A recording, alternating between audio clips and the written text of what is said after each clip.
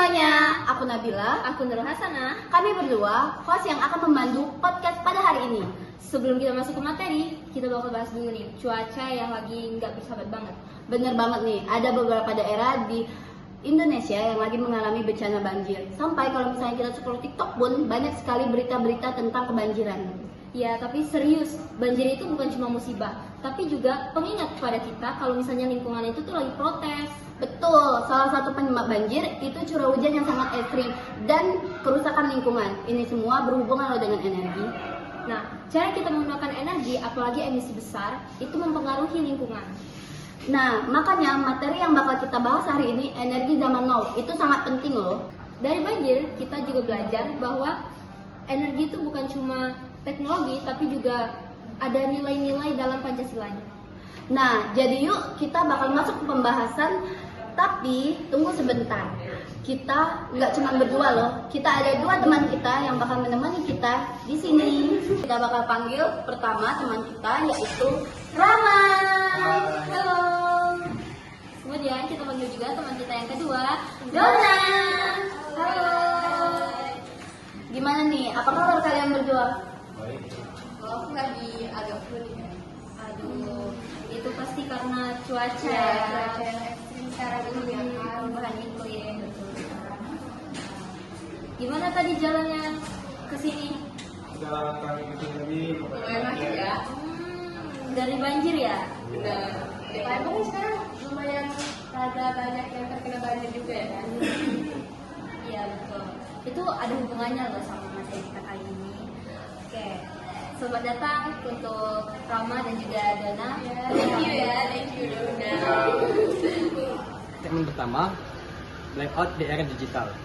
Nah, hari ini kita bakal ngobrol-ngobrol santai tentang energi dan juga tantangan energi di era digital.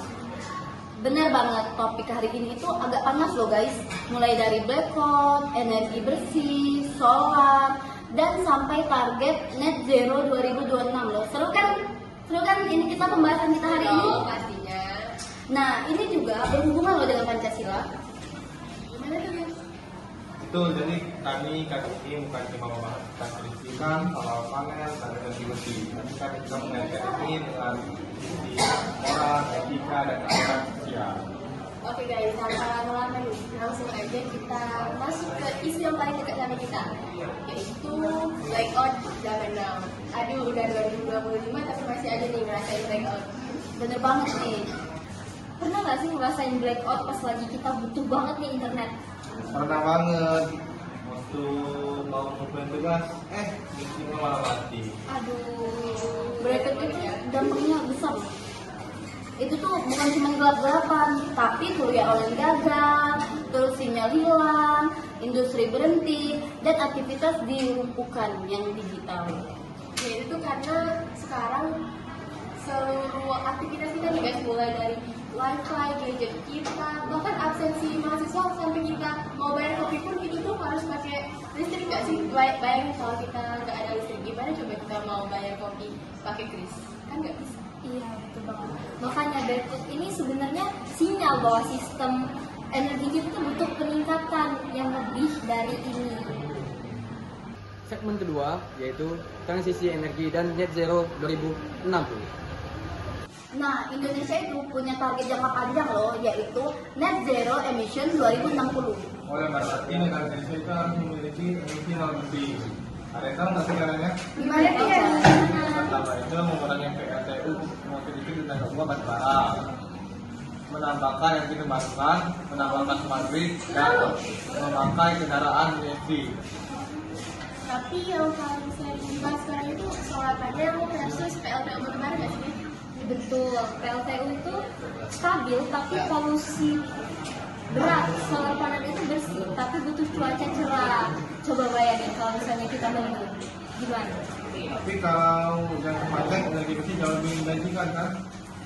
Nah, keputusan energi itu bukan cuma teknis, tapi juga etika, kebijakan, dan nilai bangsa.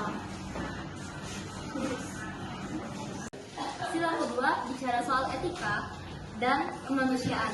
Dalam energi kita harus memilih energi yang tidak merusak kesehatan manusia.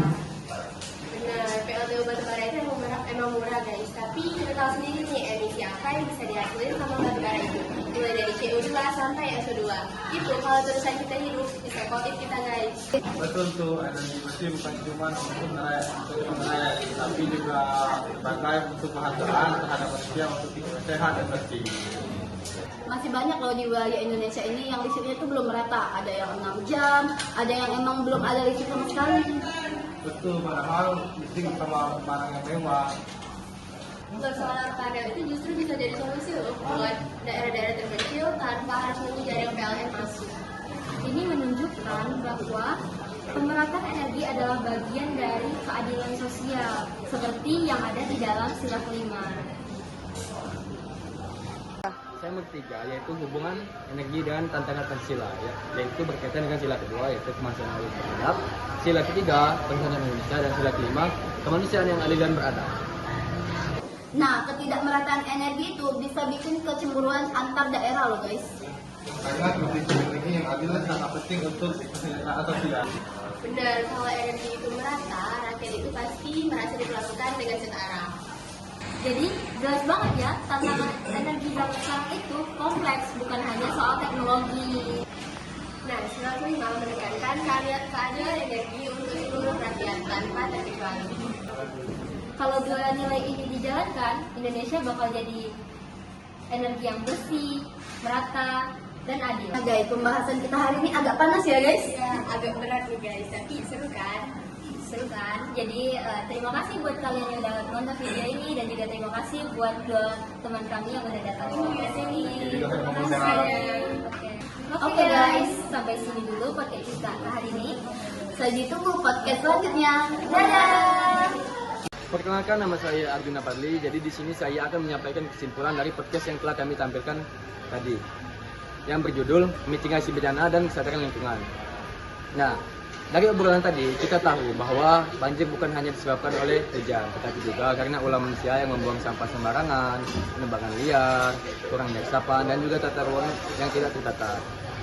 Intinya, hal tersebut bisa kita atasi bersama jika tidak melakukan penebangan liar, pembuangan sampah sembarangan, dan juga perencanaan kota yang terencana.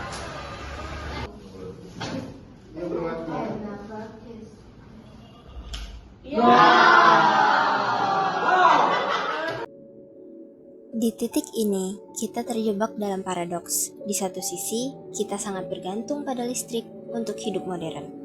Di sisi lain, cara kita memproduksinya justru menggerogoti fondasi kehidupan kita sendiri. Lalu, di mana Pancasila berada dalam pusaran ini?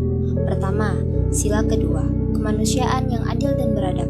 Membakar sampah dan hutan seenaknya adalah tindakan yang tidak beradab. Itu meracuni udara yang dihirup oleh orang lain, merusak kesehatan, dan mengabaikan hak asasi manusia untuk hidup di lingkungan yang sehat. Kedua, sila kelima, keadilan sosial bagi seluruh rakyat Indonesia. Ketergantungan pada energi kotor menciptakan ketidakadilan.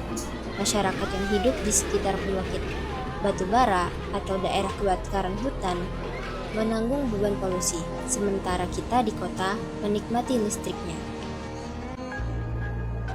Pancasila mengingatkan kita, energi bukan sekedar komoditas teknis.